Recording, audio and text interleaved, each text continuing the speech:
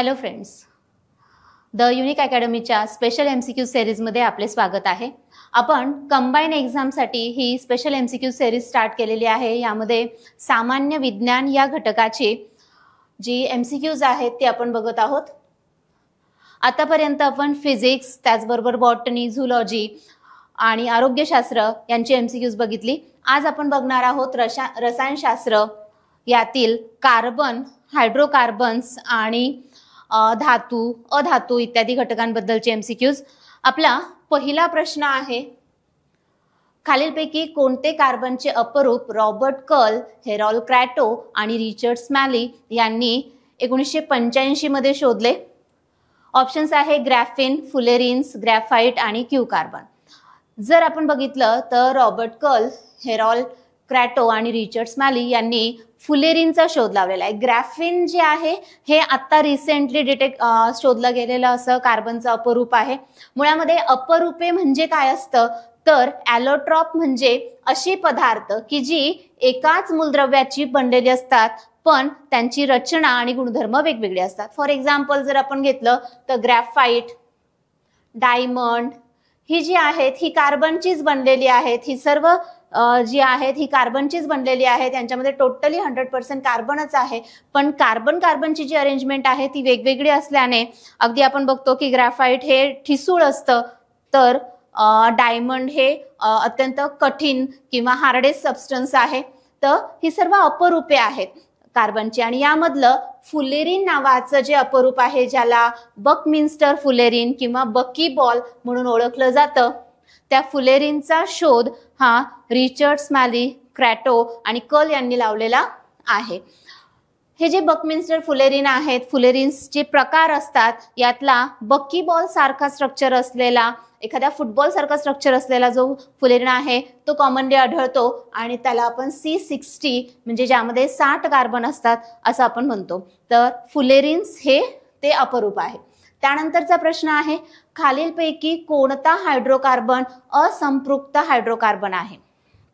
Saturated आणि unsaturated. तर unsaturated hydrocarbon आपल्याला ओळखायचं आहे. मुळामध्ये आपल्याला हे माहिती असायला हवं की सॅच्युरेटेड आणि अनसॅच्युरेटेड कशावरनं ठरतं तर हायड्रोकार्बन्समध्ये जी कार्बनची चेन असते या कार्बनच्या शृंखलेमध्ये, कार्बनच्या चेनमध्ये कार्बन मध्ये जो बंध आहे किंवा कार्बनची संयुजा व्हॅलन्सी जर नेहमी एकेरी बंधाने फुलफिल होत असेल तर त्याला सॅच्युरेटेड म्हणजे संपृक्त असं म्हटलं जातं.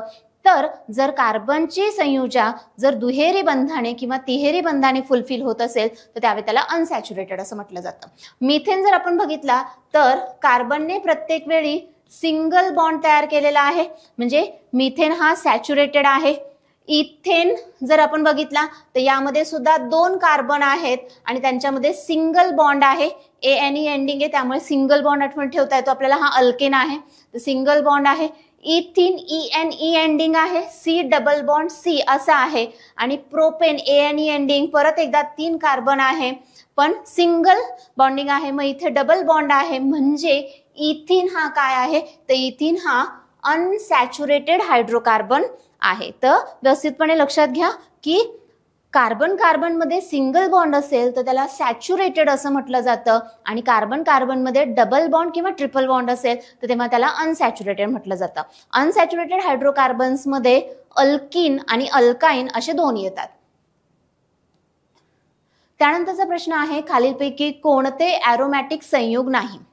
ॲरोमा म्हणजे गंध, वास असे संयुग की ज्यांना गंध आहे, अशी कार्बनची संयुग ज्यांना गंध आहे, जे नेहमी अनसॅच्युरेटेडच असतात म्हणजे ज्यांच्यामध्ये नेहमी डबल बॉन्ड असतो, त्याचबरोबर जे जळताना धूरयुक्त ज्योतीने जळतात अशी जी संयुग असतात त्यांना ॲरोमॅटिक कंपाऊंड्स असं म्हटलं जातं. आणि खालीलपैकी कोणतं ॲरोमॅटिक संयुग नाही असं विचारलेलं आहे. आता ह्या ॲरोमॅटिक संयुगांचं एक वैशिष्ट्य, जेव्हा आपण बेन्झिन म्हणतो तर बेन्झिनमध्ये जर आपण बघितलं तर अल्टरनेट डबल बॉन्ड सिंगल बॉन्डची अरेंजमेंट असते. ज्याही कंपाऊंड मध्ये, ज्याही पदार्थामध्ये अल्टरनेट डबल बॉन्ड सिंगल बॉन्डची अरेंजमेंट आहे त्यांना म्हटलं जातं ॲरोमॅटिक. मग बेन्झिन ॲरोमॅटिक आहे, नॅफ्थॅलिन ॲरोमॅटिक आहे, अँथ्रासिन ॲरोमॅटिक आहे. पण हेक्झिन जर आपण बघितला तर कार्बन 6 वेळा आहे, 6 कार्बन आहेत आणि त्यातल्या त्यात कुठेतरी एकाच ठिकाणी काय आहे, डबल बॉन्ड आहे. तर अशी अरेंजमेंट जर असेल तर तेव्हा तो काय असणार आहे, तर तो असणार आहे ॲलिफॅटिक हायड्रोकार्बन्स. हायड्रोकार्बनचे 2 प्रकार आहे, ॲलिफॅटिक आणि ॲरोमॅटिक.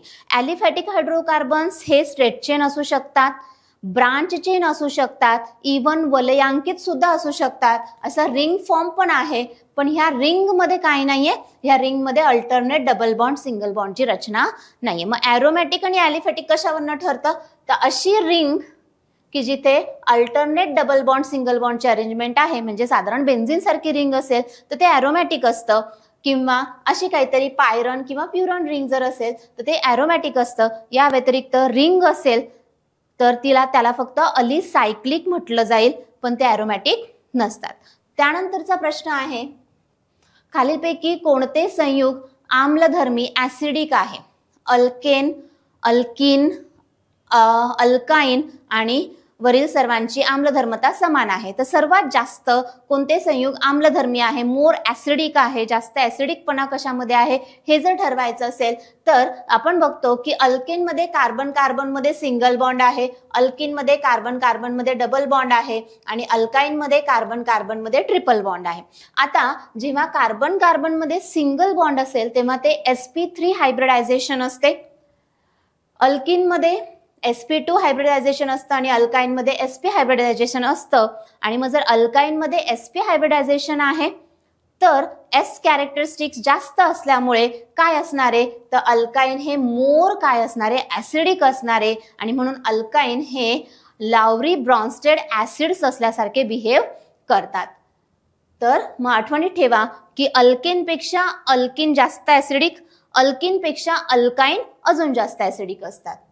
त्यानंतरचा प्रश्न आहे, योग्य जोड्या लावायच्या आहेत. एका बाजूला मूलद्रव्य दिलेली आहेत, आयोडीन, पारा, ॲल्युमिनियम आणि क्लोरीन, आणि त्यांचे वापर दिलेले आहेत. आयोडीनचा वापर आपण कुठे करतो यापैकी, तर आयोडीनचा वापर आपण जखमेच्या उपचारामध्ये, जखमांवरती लावण्यासाठी आयोडीनचा वापर केला जात असतो. पारा कुठे वापरला जातो, तर थर्मोमीटर मध्ये पारा असतो. ॲल्युमिनियम जर आपण बघितलं तर ॲल्युमिनियम फॉइल्स आपण फूड पॅकेजिंग साठी वापरतो. आणि क्लोरीन जर आपण म्हटलं तर मेडिक्लोर वगैरे जे असतात, वॉटर प्युरिफिकेशन सिस्टम मध्ये पाणी शुद्धीकरणासाठी क्लोरीनचा वापर हा केला जातो. तर यानुसार 2, 3, 4 म्हणजे पर्याय क्रमांक 1 हे या प्रश्नाचं योग्य उत्तर आहे. त्यानंतरचा प्रश्न आहे, धातू हे डॅश डॅश असतात, इलेक्ट्रोपॉझिटिव्ह, इलेक्ट्रोनेगेटिव्ह, इलेक्ट्रोफाइल आणि यापैकी नाही. तर अधातू डॅश डॅश असतात. अधातू जर आपण बघितले तर यांच्या बाह्यतम कक्षेमध्ये 4, 5 किंवा 6 इलेक्ट्रॉन आहे. जर अधातूंच्या बाह्यतम कक्षेमध्ये 4, 5 किंवा 6 इलेक्ट्रॉन आहे तर हे इलेक्ट्रॉन घेण्याची क्षमता राखतात. मग जर हे इलेक्ट्रॉन घेण्याची क्षमता राखतात तर म्हणजे हे काय आहेत, इलेक्ट्रोनेगेटिव्ह आहे. की आपण बघतो ऑक्सिजन हा हायली इलेक्ट्रोनेगेटिव्ह आहे. तर मग इलेक्ट्रोनेगेटिव्हिटी म्हणजे काय, तर एखाद्या मूलद्रव्याची ability of an atom to attract to itself an electron pair shared with the another atom in a chemical bond. म्हणजे काय, म्हणजे बघा साधं सोपं जर आपण बघितलं की हायड्रोजन, ऑक्सिजन आणि हायड्रोजन यातून काय तयार झालेलं आहे, पाणी H2O तयार झालेलं आहे. यामध्ये ऑक्सिजनच्या बाह्यतम कक्षेत एकूण आहेत 6 इलेक्ट्रॉन. अष्टक पूर्ण करण्यासाठी ऑक्सिजनला 2 इलेक्ट्रॉनची गरज आहे. मग त्याने एक इलेक्ट्रॉन भागीदारीत हायड्रोजनकडनं वापरला.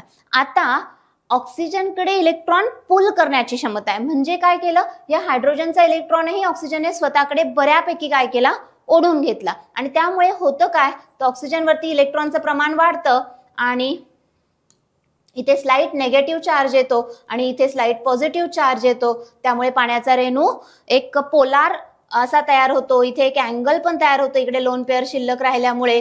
म्हणजेच काय, तर इलेक्ट्रोनेगेटिव्हिटी म्हणजे एखाद्या मूलद्रव्याची क्षमता की जेव्हा तो शेअरिंग ऑफ इलेक्ट्रॉन करतो तेव्हा शेअरिंग ऑफ इलेक्ट्रॉन करताना समोरच्या मूलद्रव्याचे इलेक्ट्रॉन स्वतःकडे पुल करून घेतो, ओढून घेतो. ती जास्त क्षमता असणं म्हणजे तो मूलद्रव्य काय आहे, हायली इलेक्ट्रोनेगेटिव्ह आहे. तर अधातू हे हायली इलेक्ट्रोनेगेटिव्ह असतात. त्यानंतरचा प्रश्न आहे, कार्बनची नैसर्गिक अपरूपे कोणती, फुलेरिन, हिरा, ग्रॅफाइट, कार्बन नॅनो ट्यूब्स. आपण जर बघितलं तर फुलेरिन्स हे काजळी वगैरे जे असते त्यामध्ये आढळतात. हिरा तर निसर्गतः आढळतो, ग्रॅफाइट सुद्धा निसर्गतः आढळतं, पण कार्बन नॅनो ट्यूब हे निसर्गतः आढळत नाही. मग यानुसार जर आपण बघितलं तर नैसर्गिक अपरूपे हे अ, ब आणि क ही नैसर्गिक अपरूपे आहेत, पण कार्बन नॅनो ट्यूब्स हे नैसर्गिक अपरूप नाहीये. कार्बन नॅनो ट्यूब्स ह्या तयार कराव्या लागतात, हे कृत्रिम अपरूप आहे. त्यानंतरचा प्रश्न आहे, गॅस वेल्डिंग मध्ये खालीलपैकी कशाचा वापर केला जातो? LPG, ऍसिटिलीन, मिथेन आणि इथिलीन. तर गॅस वेल्डिंग करताना प्रचंड हीट आवश्यक असते आणि ही हीट कशामुळे तयार होत असते? तर ही हीट ऑक्सी ऍसिटिलीन फ्लेममुळे तयार होत असते. तर गॅस वेल्डिंग मध्ये ऍसिटिलीनचा वापर केला जातो. ऑक्सिजन ॲज अ ऑक्सिडायझर असतो आणि म्हणून त्याला ऑक्सी ऍसिटिलीन फ्लेम असं म्हटलं जातं, की ज्यामुळे त्या फ्लेमचे उष्मा देण्याची जी क्षमता असते, उष्मांक जो असतो तो चांगला असतो आणि त्यामुळे वेल्डिंग किंवा मेटल हे लवकर मेल्ट होते, उच्च तापमान तिथे आपण प्राप्त करू शकतो. त्यानंतरचा प्रश्न आहे, खालीलपैकी आदर्श इंधनाचे गुणवैशिष्ट्ये काय आहेत? सहज उपलब्धता व स्वस्त, की आदर्श इंधन कसं असावं? तर सहज उपलब्ध व्हावं आणि ते अफोर्डेबल असावं, स्वस्त असावे, वापरण्यास सोपे असावे, कमी उष्मांक असावे आणि योग्य. तर आदर्श इंधनाचे जर आपण हे केलं तर सहज उपलब्ध व्हायला हवं, वापरण्यास सोपे असायला हवे आणि योग्य ज्वलनांक असायला हवं. म्हणजे पर्याय क्रमांक अ 1, 2 आणि 3 असा एकत्रितपणे आपल्याला म्हणता येईल. लो कॅलरीफिक व्हॅल्यू हे आदर्श इंधनाचे गुणवैशिष्ट्ये नाही. एक सेकंड, इथे आपण असं म्हणूया प्रश्नामध्ये, खालीलपैकी आदर्श इंधनाचे गुणवैशिष्ट्ये काय नाही? तर कमी उष्मांक, लो कॅलरीफिक व्हॅल्यू हे काय आहे? आदर्श इंधनाचं गुणवैशिष्ट्य नाहीये. गुड कॅलरीफिक व्हॅल्यू असायला हवी, हाय कॅलरीफिक व्हॅल्यू असायला हवी, ऑप्टिमम इग्निशन टेम्परेचर असायला हवं. त्याचबरोबर आदर्श इंधन हे पर्यावरण पूरक असायला हवं, साठवणुकीला आणि वापराला काय असावं? योग्य असायला हवं. सध्याच्या परिस्थितीमध्ये तरी पाईप नॅचरल गॅस, त्यानंतर कॉम्प्रेस नॅचरल गॅस ही काही आपण म्हणू शकतो की ही आदर्श इंधन आहेत. त्यानंतरचा प्रश्न आहे, गन मेटल हा मिश्र धातू कशाचा बनलेला असतो? शिसे व निकेल, तांबे कथील जस्त, तांबे जस्त निकेल आणि शिसे आणि जस्त. जर आपण गन मेटल जर बघितलं, नॉर्मली आता वेगवेगळे मेटल्सचा वापर केला जातो गनच्या मॅन्युफॅक्चरिंग मध्ये, पण जुन्या काळामध्ये मेनली जे बंदुकीचं जे धातू होता तो जो आपण म्हणतो तो कॉपर, टिन आणि झिंक यांच्या मिश्रणातून तयार केलेला असायचा, म्हणजे तांबे कथील आणि जस्त. अर्थातच हे मिश्र धातू आहे, मिश्रण आहे, मिश्रणांमध्ये निश्चित प्रमाण नसते, पण साधारण कॉपरचं मेजर पर्सेंटेज आपल्याला ह्या मिश्र धातूमध्ये बघायला मिळते. त्यानंतरचा प्रश्न आहे, लोह या धातूचे सर्वात शुद्ध स्वरूप कोणते? लोह या मिश्र धातूचे सर्वात शुद्ध स्वरूप कोणते? ओतीव लोखंड, घडीव लोखंड, पिग आयर्न आणि स्टील आयर्न. तर जर आपण बघितलं तर व्रॉट आयर्न जे असतं, घडीव लोखंड जे आहे की ज्यामध्ये कार्बनचं प्रमाण फार अल्प असतं, 0.2% पेक्षा कमी कार्बन असतो व्रॉट आयर्न मध्ये आणि त्यामुळे हे वाकवण्यास किंवा आकार देण्यास सोपे असते. यालाच खूप चांगल्या प्रकारची तन्यता आणि वर्धनीयता असते. पण व्रॉट आयर्न हे कमी शक्तिशाली असते, शुद्ध असल्यामुळे खूप लवकर गंजते. अशा पद्धतीचं हे जे व्रॉट आयर्न हे लोखंडाचं सर्वात शुद्ध स्वरूप आहे. या व्यतिरिक्त स्टील जर आपण घेतलं तर स्टील हा कार्बन आणि आयर्नचा मिश्र धातू आहे. त्याचबरोबर जर आपण बघितलं पिग आयर्न किंवा कास्ट आयर्न, तर कास्ट आयर्न मध्ये सुद्धा जवळजवळ 4% पर्यंत कार्बनचे इम्प्युरिटीज असतात आणि त्यामुळे त्याला आकार देणं सोपं नसतं, डायरेक्टली साच्यामध्ये ते ओतलं जातं आणि म्हणून त्याला कास्ट आयर्न किंवा ओतीव लोखंड असं म्हटलं जातं. त्यानंतरचा प्रश्न आहे, आधुनिक आवर्त सारणीच्या या गणातील मूलद्रव्यांना कॅलोजन्स असं म्हटलं जातं. आपण जर आधुनिक आवर्त सारणी बघितली तर आधुनिक आवर्त सारणी ही अणुअंकावर आधारित आहे आणि यामध्ये जी 18 ग्रुप्स आहेत, 18 उभे स्तंभ आहेत, त्यांना गण म्हटलं जातं. तर वेगवेगळ्या गणामध्ये येणाऱ्या मूलद्रव्यांना काही विशिष्ट नावांनी ओळखलं जातं. जसं अगदी शेवटच्या गणामध्ये जे येतात त्यांना निष्क्रिय वायू मूलद्रव्य, 17व्या गणामध्ये जे येतात त्यांना हॅलोजन्स म्हटलं जातं. तसंच मग 17व्या मूलद्रव्य गणाच्या शेजारचा जो 16वा गण आहे त्यामध्ये जी आढळणारी मूलद्रव्य आहेत त्यांना कॅलोजन्स म्हणून ओळखलं जातं. तर 16वा गण की ज्यामध्ये मेनली कोण येतं तर ऑक्सिजन, सल्फर, सेलेनियम, टेल्युरियम, पोलोनियम ही जी मूलद्रव्य असणारा जो ग्रुप 16 आहे त्याला कॅलोजन्स म्हटलं जातं. ग्रुप 17 ना हॅलोजन्स म्हणून ओळखले जाते. त्यानंतरचा प्रश्न आहे, खालील धातूंमधील सर्वात क्रियाशील धातू कोणता? तांबे? नाही, तांबे हे राजधातू म्हणून ओळखले जाते. पोटॅशियम क्रियाशील आहे. झिंक हे सुद्धा क्रियाशील आहे. चांदी त्या मानाने कमी क्रियाशील. मग आता जर बघितलं तर पोटॅशियम ह्यांच्यामध्ये सर्वात जास्त क्रियाशील आहे. पोटॅशियमच्या बाह्यतम कक्षेत 1 इलेक्ट्रॉन असतो आणि त्यामुळे तो इलेक्ट्रॉन खूप जलद पद्धतीने लॉस करतो. पोटॅशियम हा अल्कली मेटल आहे, अल्कधर्मी धातू आहे आणि अत्यंत जलद क्रिया तो दर्शवितो. त्यानंतरचा प्रश्न आहे, फ्राश पद्धतीचा वापर करून या मूलद्रव्याचे निष्कर्षण केले जाते. गंधक, नायट्रोजन, कार्बन आणि फॉस्फरस. तर हर्मन फ्राश यांनी दिलेली मेथड आहे जी गंधकाच्या शुद्धीकरणासाठी, निष्कर्षणासाठी वापरली जाते. गंधक हा अधातू आहे, पिवळ्या रंगाचा असा हा अधातू ज्याला खूप उग्र असा वास असतो किंवा येलो कलरचा. गंधक हा वेगवेगळ्या अपरूपांच्या स्वरूपात सुद्धा आढळतो. तर गंधकाचं शुद्धीकरण वेगवेगळ्या पद्धतीने होतं. क्लाउसच्या प्रोसेसने होतं, फ्राश प्रोसेसने होतं आणि त्याचबरोबर जुन्या काळी सिसिलियन मेथडने सुद्धा गंधकाचं निष्कर्षण हे केले जायचे. त्यानंतरचा प्रश्न आहे, ॲल्युमिनियम या धातूचे मुख्य धातू कोणते? बॉक्साईट, लोह, युरॅनियम आणि सिडराईट. तर ॲल्युमिनियमचं जे धातूक आहे, ओर आहे, त्याला बॉक्साईट असं म्हटलं जातं. बॉक्साईट हे खरं तर ॲल्युमिनियमचं ऑक्साईड आहे आणि हॉल हेरॉल्ट नावाची जी प्रोसेस आहे जी बेसिकली इलेक्ट्रोलेसिस आहे, विद्युत अपघटन आहे, तर त्या विद्युत अपघटनाच्या मदतीने ह्या बॉक्साईट पासून शुद्ध ॲल्युमिनियम हे मिळवले जात असते. त्यानंतरचा प्रश्न आहे, गॅल्वनायझेशन प्रक्रियेत लोखंड गंजू नये म्हणून लोखंडावर डॅशचा मुलामा दिला जातो. नॉर्मली ऑक्सिजनची, पाण्याची हळूवार का होईना लोखंडावर अभिक्रिया होते आणि त्यातून लोखंड गंजते. असं होऊ नये म्हणून लोखंडावरती जस्ताचा मुलामा दिला जातो आणि त्या प्रक्रियेला गॅल्वनायझेशन असं म्हटलं जातं. आता हा झिंकचा मुलामा का दिला जातो? तर झिंक हा लोहापेक्षा जास्त क्रियाशील हा धातू आहे आणि त्यामुळे आधी तो ऑक्सिजन सोबत रिॲक्ट होतो आणि तोपर्यंत लोह हे प्रोटेक्ट राहतं आणि म्हणून गॅल्वनायझेशन प्रक्रियेमध्ये लोखंडावरती झिंकचा मुलामा, झिंकचं कोटिंग हे केलं जात असतं. पुढचा प्रश्न आहे, फॉस्फरस बाबत खालील विधानातील योग्य विधान ओळखायचं आहे. फॉस्फरस हा अत्यंत जलद क्रियाशील अधातू आहे. बरोबर आहे. हायली रिॲक्टिव्ह नॉन मेटल आहे.